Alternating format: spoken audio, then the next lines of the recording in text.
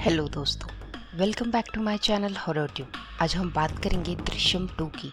अगर आपने दृश्यम का पहला पार्ट नहीं देखा तो ज़रूर देखिए, लेकिन दृश्यम 2 उससे भी बेहतरीन है। चलिए फिर शुरुआत करते हैं। जिन्होंने दृश्यम का पहला पार्ट नहीं देखा उनके लिए मैं बता दूं, जॉर्ज का एक छोटा सा परिवार है जिसमें उसकी वाइफ रानी, बड़ी बेटी अंजू और छोटी बेटी अनु है। पहले पार्ट में हम देखते हैं कि अंजू को उसके क्लास का लड़का वरुण प्रभाकर गलत वीडियोस बना के ब्लैकमेल करता है। वरुण इंस्पेक्टर जनरल गीता प्रभाकर का बेटा है। सेल्फ डिफेंस में अंजू वरुण को मार देती है। रानी और अंजू वरुण की बॉडी घर के बगीचे में दफन करते हैं। जैसे ही ये सब जॉर्ज को पता चलता है, वो उस बॉडी को दूसरी जगह शिफ्ट कर देता है, लेकिन किसी भी फैमिली मेंबर को वो लोकेशन नहीं बताता और अपनी फैमिली को बचाने का एक बहुत ही ब्रिलियंट प्लान बनाता है। वरुण की बॉडी ना मिलने के कारण पुलिस कुछ भी प्रूव नहीं कर पाती। अब यहीं से दूसरा पार्ट शुरू होता है। मूवी की शुरुआत में हम देखते हैं कि एक आदमी पुलिस से भाग रहा था। भागते भागते वो एक कंस्ट्रक्शन साइट पहुंच जाता है। वहाँ वो जॉर्ज को हाथ में फावड़ा लिए देखता है और दूसरे पल वो वहाँ से भाग जाता है। अपने घर आके वो अपनी पत्नी मैरी को बुलाता है, लेकिन तभी पुलिस वहाँ आ जाती है और उसे गिरफ्तार कर लेती है। अब सीन शिफ्ट होता है 6 साल बाद। जॉर्ज ने अपना खुद का थिएटर शुरू किया था और 2 साल से अपनी लिखी एक स्टोरी पे फिल्म बनाने की तैयारी कर रहा था, इसलिए उसने स्क्रिप्ट राइटर को पैसे भी दे के रखे थे। लेकिन जॉर्ज की पत्नी रानी इस सब के बिल्कुल खिलाफ थी। उसे अपने बेटियों की फ्यूचर की चिंता थी। फिर हम जॉर्ज के पड़ोसी साबू और सरिता को देखते हैं। साबू सरिता को हमेशा मारता रहता है, इसीलिए जॉर्ज और रानी सरिता को पुलिस कंप्लेंट करने कहते हैं। रानी और सरिता बहुत क्लोज फ्रेंड्स थे। रानी अपनी सारी परेशानियां सरिता से डिस्कस करती थी। अब हम देखते हैं कि गांव में सारे लोग जॉर्ज और उसकी फैमिली के बारे में अफवाहें फैला रहे थे। उन्हें वरुण के खून में सजा नहीं हुई थी, पर सबको शक था कि जॉर्ज की फैमिली ने ही वरुण को मार डाला था। अब जॉर्ज अपने केबल ऑफिस और थिएटर में सीसीटीवी कैमरा बिठाता है और अपने मोबाइल पे एक्सेस ले लेता है। एक दिन थिएटर में जॉर्ज से मिलने वरुण के पिता प्रभाकर आते हैं। वो उसे रिक्वेस्ट करते हैं कि वो वरुण की बॉडी का लोकेशन बता दे, क्योंकि उसके आखिरी रिचुअल्स करने के बाद ही उसकी आत्मा को शांति मिलेगी। प्रभाकर ये भी कहते हैं कि उसके बेटे की सारी गलतियों की रिस्पॉन्सिबिलिटी वो लेंगे, लेकिन सिर्फ उनके मन की शांति के लिए वरुण की बॉडी के अवशेष कहाँ है ये वो बता दें। जॉर्ज ने आज तक कभी भी अपना गुनाह कबूल नहीं किया था। आज भी वो कहता है कि मैं चाहूँ तो भी आपको मदद नहीं कर सकता, इसलिए आप यहाँ मत आइए। अब हम जॉर्ज की छोटी बेटी अनु को देखते हैं, जिसका कॉलेज में एक बॉयफ्रेंड था। फिर हम देखते हैं कि जॉर्ज अपने स्क्रिप्ट राइटर विनय चंद्रा के पास आता है। उन्हें बताता है कि वो अपनी कहानी का क्लाइमैक्स बदलना चाहते हैं। फिर वो अपने दोस्त राजन से मिलने जाता है, जिसे वो अपने फिल्म में काम देने वाला था। वो राजन को ये भी बताता है कि कॉपीराइट के डर से उसने अपनी स्टोरी 2 साल पहले ही एक बुक के रूप में पब्लिश की है और जल्द ही उसमें फिल्म बनाना शुरू करेगा। अब सरिता रानी को बताती है कि गाँव में लोग उनके बारे में बहुत अफवाहें फैला रहे हैं कि कैसे उन्होंने बेकसूर और उनको मार डाला। तब रानी बातों बातों में इतना ही कहती है कि वरुण बहुत ही बुरा इंसान था, इसीलिए अंजू ने और रानी यही रुक जाती है। अगर आप देखेंगे तो 6 सालों में जॉर्ज या जॉर्ज की फैमिली ने कभी भी किसी से भी उस हादसे के बारे में कोई बात नहीं की थी। लेकिन सरिता रानी को कहती है कि एज अ फैमिली उन्हें उनके प्रॉब्लम्स के बारे में बात करनी चाहिए। दूसरी ओर हम देखते हैं कि मूवी की शुरुआत में दिखाए हुए आदमी का नाम जोश था और 6 साल बाद वो जेल से छूट के वापस आता है। अपनी बीवी मैरी के भाई का खून करने के जुर्म में उसे जेल हुई थी, लेकिन अच्छे बर्ताव के कारण उसे जल्दी छोड़ देते हैं। पर उसकी बीवी उसे बिल्कुल भी माफ़ नहीं करती और घर में वापस आने से मना कर देती है। अब साबू और सरिता के घरेलू झगड़े की छानबीन करने पुलिस उनके घर आती है। सरिता सच बोल रही है या नहीं, ये पुलिस जॉर्ज और रानी से पूछते हैं। साबू को वॉर्न करके पुलिस वहाँ से निकल जाती है, लेकिन पुलिस को देखकर अंजू बहुत डर जाती है। पुलिस वरुण के खून में उसे पकड़ लेगी, ये डर उसे हर वक्त रहता है। उसे इसके नाइटमेयर्स भी आते थे और उसकी वजह से उसे फीट्स भी आ रहे थे।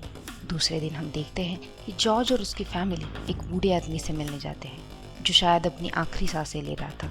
वो जॉर्ज का शुक्रिया करता है कि जॉर्ज ने उसकी फैमिली को पैसों की मदद की और उसकी लड़की को पढ़ाया लिखाया। अब सीन शिफ्ट होता है करंट इंस्पेक्टर जनरल थॉमस के घर, जो कि वरुण के डिसअपीयरेंस का केस इन्वेस्टिगेट कर रहे थे। अब हम देखते हैं कि अनु का बॉयफ्रेंड इंस्पेक्टर थॉमस का फैमिली फ्रेंड था और इंस्पेक्टर के कहने पे ही उसने अनु से दोस्ती की थी ताकि वो उससे कुछ इन्फॉर्मेशन निकल पाए। लेकिन आज तक उसे ज़्यादा कुछ डिटेल्स नहीं मिली थी। अब अनु अपने दोस्तों को खाने पे घर पे बुलाती है और तभी रानी को शक होता है शायद अनु अपने दोस्त को खून के डिटेल्स ना बता दे, पर ऐसा कुछ नहीं हुआ था। इस बार सरिता रानी को बताती है कि उसे जॉर्ज से बात करनी होगी, ऐसे डर डर के कितने दिन रहोगे। अब हम देखते हैं कि साबू और सरिता इंस्पेक्टर थॉमस के ही अंडरकवर ऑफिसर्स थे, जो 2 साल से जॉर्ज के फैमिली के पड़ोसी बन के रह रहे थे और वरुण के खून की डिटेल्स निकालने की कोशिश में थे। उन्होंने जॉर्ज के पूरे घर में ऑडियो रिकॉर्डर्स छुपाए हुए थे। बातों बातों में उन्होंने इतनी इन्फॉर्मेशन कलेक्ट की थी कि जॉर्ज के फैमिली ने ही वरुण के साथ कुछ किया था और अंजू ने ही वरुण को मार डाला था। जॉर्ज ने बॉडी किसी दूसरी जगह छुपाई थी और उसका लोकेशन जॉर्ज के सिवाय किसी को पता नहीं था। लेकिन बॉडी ना मिलने की वजह से और क्लियर कन्फेशन ना होने की वजह से पुलिस कुछ भी कर नहीं पा रही थी। अब आसपास के लोगों से बात करके पुलिस को समझता है कि जॉर्ज उस सुबह 4:30 बजे घर वापस आया था। तो पुलिस इस नतीजे पर पहुंचती है कि जॉर्ज ने बॉडी घर के आसपास ही दफनाई होगी। अब सरिता रानी को बताती है कि पुलिस चर्च की ग्रेवयार्ड में वरुण की बॉडी ढूंढ रही है और शायद वो जॉर्ज की फैमिली को पकड़ लेंगी। बॉडी कहाँ है इस बात से अनजान रानी पैनिक हो जाती है और जॉर्ज से बात करती है, लेकिन इस बार भी जॉर्ज इतना ही कहता है कि चर्च के ग्रेवयार्ड में वो नहीं है। इस बार भी सरिता और साबू को ऑडियो रिकॉर्डिंग में कुछ भी नहीं मिलता। दूसरी ओर जोश को गांव वालों की बातों से जॉर्ज के केस के बारे में पता चलता है और नया पुलिस स्टेशन देख के अचानक 6 साल पुरानी रात याद आती है। उसे याद आता है कि उसने जॉर्ज को फाउडे के साथ पुलिस स्टेशन की अंडर कंस्ट्रक्शन बिल्डिंग में ही देखा था। अब जोश समझ जाता है कि जॉर्ज ने वरुण की बॉडी पुलिस स्टेशन में ही दफनाई थी। वो इंस्पेक्टर थॉमस के पास जाके बताता है कि उसे बॉडी का लोकेशन पता है, बॉडी पुलिस स्टेशन में ही दफनाई है। ये सुन के सब बहुत शॉक हो जाते हैं। अब पुलिस सीक्रेटली पुलिस स्टेशन की फ्लोर की खुदाई शुरू कर देते हैं, लेकिन फिर भी गांव में बात फैल जाती है। पुलिस को वहाँ एक स्केलेटन भी मिलता है। इस न्यूज़ से जॉर्ज की फैमिली बहुत डर जाती है। जॉर्ज अपने सीसीटीवी कैमरा से देखता है कि पुलिस को कुछ तो मिला है और वो उसे बॉक्सेस में भर के लेके जा रही है। अब ये न्यूज़ सारे चैनल्स पे दिखाई जाती है और जॉर्ज के स्क्रिप्ट राइटर विनय चंद्रा भी ये न्यूज़ देखते हैं। जोश के बयान के आधार पे पुलिस फिर से जॉर्ज और उसकी फैमिली को पूछताछ के लिए बुलाती है। इस बार भी जॉर्ज हम लोगों को कुछ नहीं पता यही कहता है, लेकिन फिर जोश ने उसे अंडर कंस्ट्रक्शन बिल्डिंग में उसी रात देखा था, ये सुन के वो सोच में पड़ जाता है। वरुण की माँ एक्स इंस्पेक्टर जनरल गीता उन्हें ये भी बताती है कि साबू और सरिता उसी के अंडरकवर ऑफिसर्स थे। ये सब सुन के अंजू बहुत टेंस हो जाती है और उसे फीट्स आ जाती है।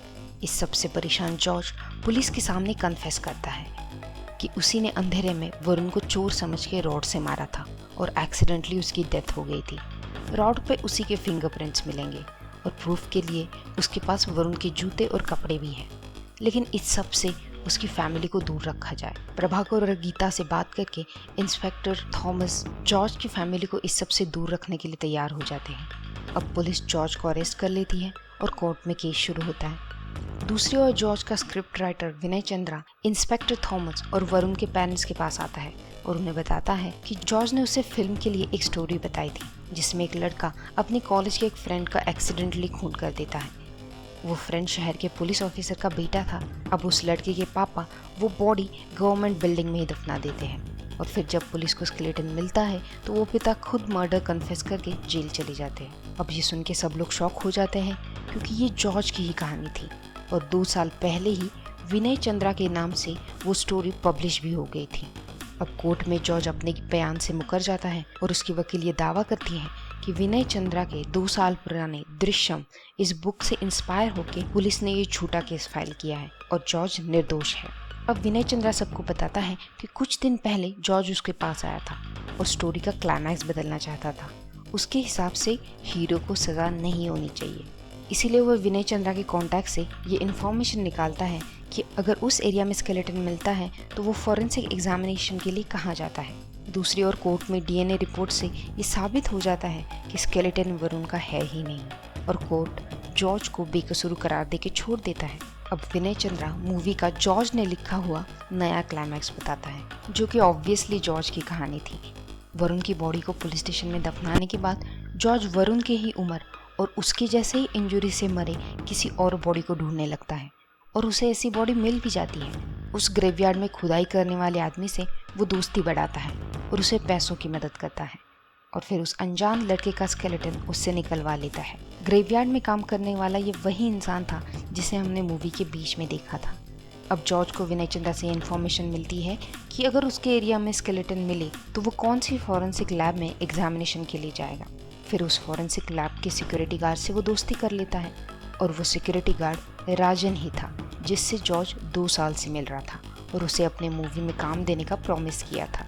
अब जॉर्ज वेट करता है पुलिस को स्केलेटन मिलने की। जैसे ही पुलिस स्केलेटन फॉरेंसिक्स लैब्स भेजती है, जॉर्ज पहले ही लाया हुआ दूसरे लड़के का स्केलेटन लेके राजन के पास आता है और पार्टी के बहाने से वहां जाके स्केलेटन्स बदल लेता है। फिर वरुण का असली स्केलेटन नष्ट कर देता है।